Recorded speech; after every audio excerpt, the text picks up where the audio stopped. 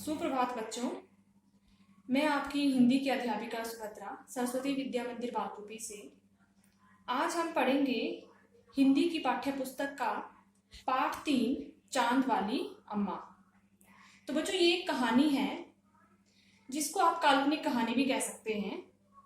तो इसको चलो हम पढ़ना शुरू करते हैं कि क्या कहानी है ये। मुझे पता है आप लोगों को कहानी बहुत पसंद है, बच्चे सभी कहानी सुनना पसंद करते हैं। तो आज हम एक और कहानी पढ़ेंगे, चांद वाली अम्मा। बच्चों, बहुत समय पहले की बात है। एक गांव में एक बुढ़िया रहती थी। वो बिल्कुल अकेली रहती थी।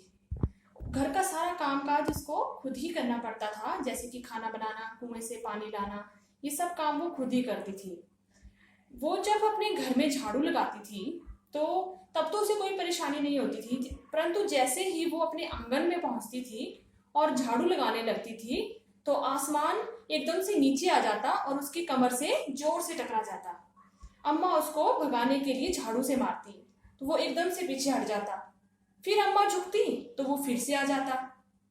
इसी तरह 4-5 दिन बीत गए। वो रोज रोज आसमान ऐसा ही करता था। एक दिन अम्मा पानी लाने कुएं पे गई थी और अम्मा का किसी के साथ झगड़ा हो जाता है और वो घर में आती है और घर में झाड़ू लगाती हैं और आंगन में झाड़ू लगाना शुरू करती हैं। तो जैसे ही वो झुकती हैं, आसमान अपनी आदत के मुताबिक रोज आता है और उस टाइम भी वो आता है और अम्मा की कमर से जोर से टकरा जाता है। अम्मा को बहुत गुस्सा आया हुआ था क्योंकि उनका झगड़ा कुएं पे पहले भी किसी औरत के साथ हुआ था।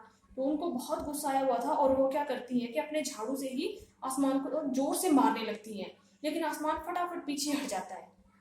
थोड़ी देर के बाद वो फिर से झुकती हैं तो आसमान फिर से आ जाता है और इस बार आसमान को एक शरारत सूझती है। वो क्या करता है कि जैसे ही अम्मा उसको मारने लगती है, वो अम्मा की झाड़ू को पकड़ लेता है। तो इधर से अम्मा ने पकड़ा हुआ है झाड़ू, उधर से आसमान ने, दोनों एक दूसरे से जोर लगा लगा के उस झाड़ू को खींच रहे होते हैं। फिर आसमान क्या सोचता है, उसके मन में एक और शरारत आती है और वो क्या करता है कि अम्मा को झाड़ू के साथ ही उठा के ले जाता है। उधर अम्मा भी झाड़ू नहीं छोड़ती, वो भी साथ साथ ही ऊपर को उठने लगती है। तो जैसे ही वो बीच रास्ते में पहुंचती है तो वो आसमान से कहती है कि मुझे छोड़ दे, लेकिन वो नहीं छोड़ता, वो ऊपर ऊपर ले जाता है अम्मा को। और अम्मा देखती है कि रास्ते में चांद है तो वो क्या करती है, जल्दी से चांद पे छलांग मार देती है। अब आसमान छोड़ता है कि अम्मा तो चांद पे बैठ गई, अब मैं अगर चांद से कुछ कहूंगा तो वो मुझसे झगड़ा करेगा और जीत जाएगा। तो ऐसा करता हूँ कि अम्मा को यहीं बैठे रहने देता हूँ। तो वो वहां से चला जाता है और अम्मा जो है वो आसमान पे उस चांद पे ही बैठी रह जाती है।